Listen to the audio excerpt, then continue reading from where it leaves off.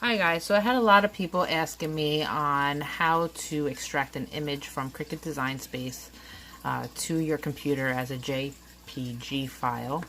It's actually pretty easy to do. I'm going to show you right now how to do that. And you can do it also on a Windows-based computer.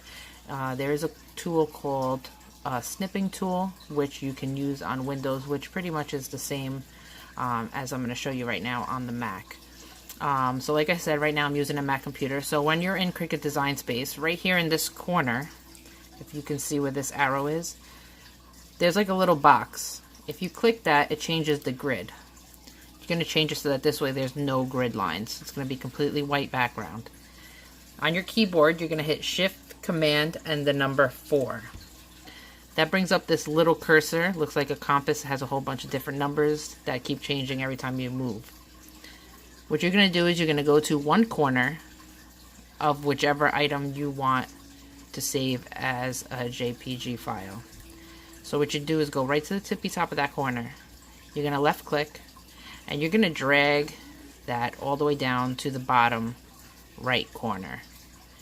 And you're going to try to get it as close as possible. And then let go. What it's going to do is it's going to save a screenshot on your desktop, which is this one right here that we just did. So if you open it, it's going to bring you to this screenshot from what you just pulled up on Cricut Design Space. So I'm going to X out of this. On the Mac I use photoscape. So these right here for Capri Sun labels. So what I'm going to do is hit Control and click the mouse. I go to Open With, and then I'm going to go to Photoscape. On Photoscape, they read as in millimeters, not in inches. So you can always use a conversion tool on Google, or you can go online and type in what you have in inches and what it will be converted to in millimeters. So when this gets pulled up in Photoscape, it's going to look just like this. What you're going to do is right here at the top, there's a print button. You're going to click that print button and it's going to bring you to this screen. What you're going to do is that photo that I just had here on the desktop, I'm going to move it to right here. Right here it says drop your photo in here. So you're going to take that screenshot of what you screenshot from Cricut Design Space. You're going to drag it right into this.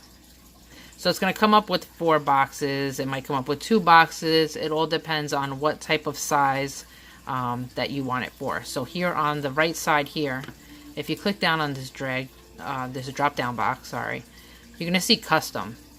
You're going to click on custom and this is going to come up. So now again, this reads in millimeters, it doesn't read in inches. So I need this to be 3.5 by 5. So I kind of round it up because Photoscape will not let you do any 0.5s or it won't let you do any 0.6, 0.7. It has to be whole numbers. So I rounded up and I did 88 by 127 millimeters, which is roughly about, it's like a 3 by 5. So once you put those in, you're going to hit OK. And then again, it's going to bring you to this screen. It's going to split it up to show you how many you can put on an 8.5 by 11 sheet. So I'm going to take my image again from the desktop and I'm going to drag it over into here. And I'm going to keep dragging into fill the spots. Now I have 4 here. And then after that, all you have to do is just hit print down here.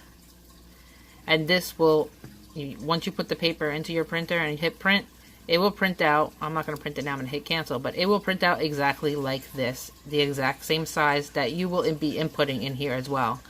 And again, you can do that with any image that you have in Cricut Design Space. Again, for the Mac computers, on the keyboard, you're going to hit Shift, Command, and 4 all at the same time. And then when you get that cursor, you're going to highlight from the top left corner to the bottom right corner. And that'll send a screenshot right to your desktop. And it will save it there. And you can use that again, like I said, you can use that as your JPG file. Hope this video was helpful to you because it was very helpful for me when I found out. If you guys have any questions or need help with anything, please feel free to ask me. Thank you. Like and subscribe to my YouTube channel.